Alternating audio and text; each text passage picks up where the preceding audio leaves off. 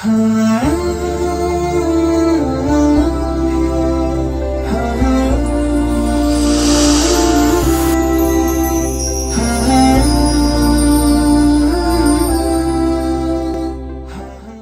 باللہ من الشیطان الرجیم بسم اللہ الرحمن الرحیم قل اعوذ برب الفلق من شر ما خلق ومن شر غاسق اذا وقب ومن شر النفاثات فی العقد ومن شر حاسد اذا حسد۔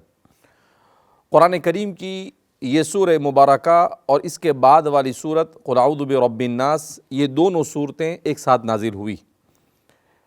ان صورتوں کے سلسلے میں بیان کیا جاتا ہے کہ مکہ مکرمہ میں 20 اور 21 ترتیب کے اعتبار سے ترتیب نزولی ہے، البتہ قرآن کریم کے مصحف کی ترتیب میں ان صورتوں کا نمبر 113 اور 114 آتا ہے۔ یہ دونوں صورتیں نبی کریم صلی اللہ علیہ وسلم پر اگرچہ ابتداء زمانے میں نازل ہوئی، البتہ ان صورتوں کی اہمیت کو اللہ کے رسول صلی اللہ علیہ وسلم کو بیان کیا گیا اس وقت جب آخری زمانے میں رسول اللہ صلی اللہ علیہ وسلم پر لبید ابن عصم نامی ایک یہودی نے اپنی بیٹیوں کا سہارا لے کر آپ پر جادو کیا۔ اسی لیے کہا جاتا ہے کہ یہ دونوں صورتیں در حقیقت انسان کو جادو، جنات، شیاطین اور دنیاوی آفات اور مصائب سے چھٹکارا دلانے کے لیے گویا کہ ایک قسم کا اللہ کی طرف سے رقیہ ہے۔ اس سورت کا سب سے پہلے ہم ترجمہ جانتے ہیں کہ اللہ رب العزت اس سورہ مبارکہ میں کیا کہنا چاہتے ہیں۔ اللہ رب العزت اس سورہ مبارکہ میں فرماتے ہیں قل اعوذ برب الفلق،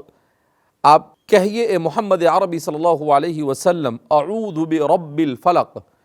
میں پناہ میں آتا ہوں برب الفلق، اس رب کے جو صبح کی روشنی کو رات کو چیر کر نکالتا ہے۔ فلق کے معنی چیرنا،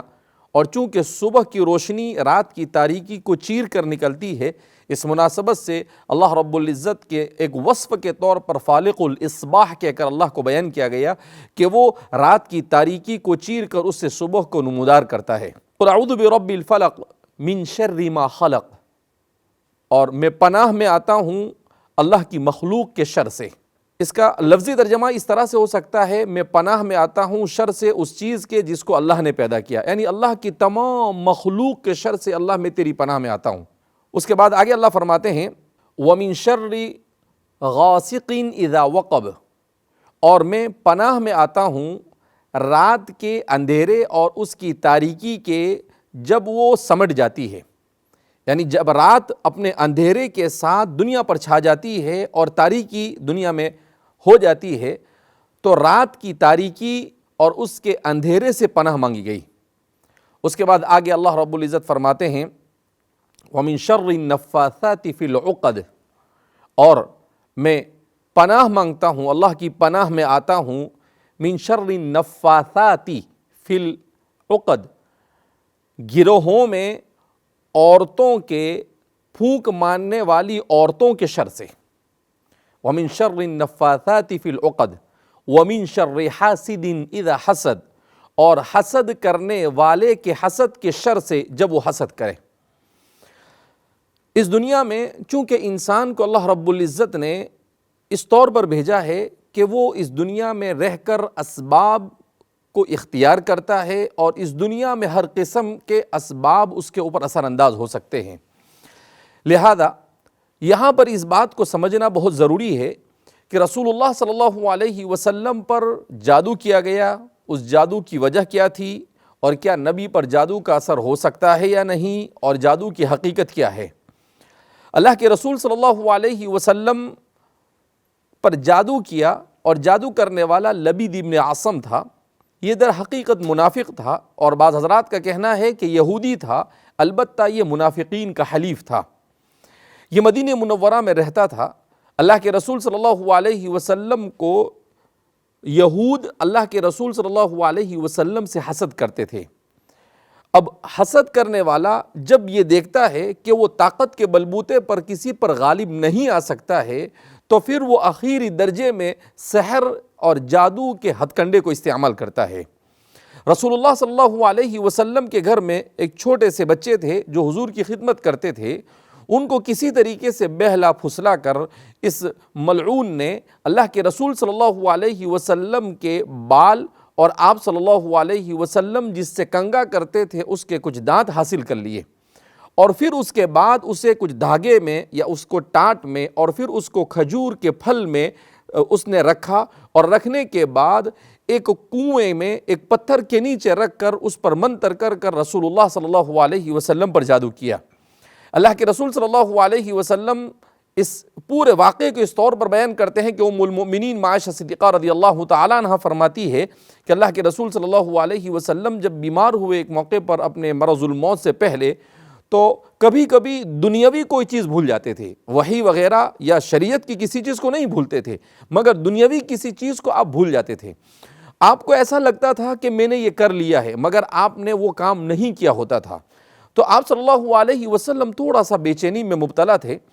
حضرت عائشہ فرماتی ہے کہ حضور نے مجھ سے کہا کہ میں نے اللہ سے دعا کی کہ اللہ رب العزت کیا ماجرا ہے، تو اللہ رب العزت نے انسان کی شکل میں دو فرشتوں کو بھیجا، ایک میرے پاؤں کے پاس اور ایک میرے سرہانے کھڑا ہو گیا، اور دو سوال کرنے لگا اور کہنے لگا کہ اس شخص کو کیا ہوا ہے، تو دوسرے نے جواب دیا ان کو جادو ہوا ہے۔ پوچھا کس طرح سے جادو ہوا ہے، تو بتایا کہ آپ کے بالوں کو لیا گیا اور بالوں کو لینے کے بعد اس طریقے سے اس کو دھاگے میں اس کے اوپر 11 گرہیں لگائی گئی، اور 11 گرہیں لگانے کے بعد اس طریقے سے ایک کنویں میں اسے پتھر کے نیچے رکھ دیا گیا۔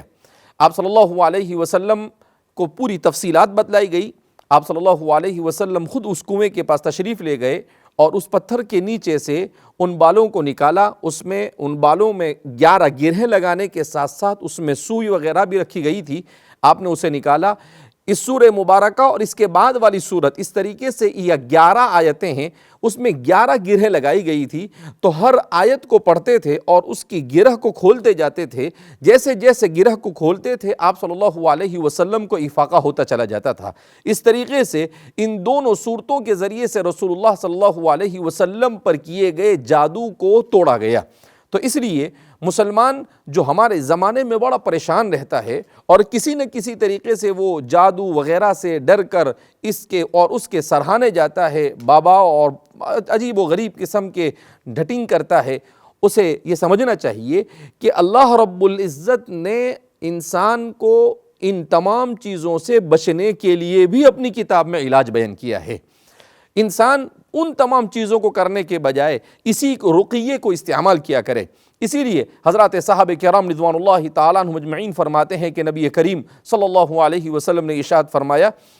کہ ان دونوں صورتوں کو صبح فجر کے بعد 3 مرتبہ اور مغرب کے بعد 3 مرتبہ اور ہر نماز کے بعد ایک ایک مرتبہ پڑھا جائے۔ اگر آدمی پڑھتا ہے تو وہ حاسدین کی حسد سے، شریروں کی شرارت سے اور جادو کرنے والوں کے جادو اور ہر قسم کے آفتوں اور اسباب آفت اور موجبات آفت سے بھی انسان محفوظ رہتا ہے۔ اسی لیے فرماتے ہیں کہ اس پہلی صورت میں دنیاوی آفات سے پناہ مانگی گئی اور دوسری صورت میں اخروی آفات سے پناہ مانگی گئی ہے۔ بہرحال یہ بڑی جامع صورتیں ہیں، ان صورتوں کو اچھی طریقے سے سمجھ کر ہمیں اسے اسی طریقے سے پڑھنے کی کوشش کرنی چاہیے تاکہ ہم جو جادو اور بدنظری اور ان تمام طرح کی چیزوں میں جو ہمارا معاشرہ مبتلا ہے وہ اس سے اللہ رب العزت انہیں خلاصی عطا فرمائے۔ انسان کو یقین کامل ہونا چاہیے، اللہ کی کتاب ہے اور اللہ کے رسول نے جب اس کے علاج کو بیان کیا ہے تو اس سے بہتر علاج اور کہیں پر نہیں ہو سکتا ہے۔ بہرحال اس سورہ مبارکہ کے بعد والی سورت کے ذیل میں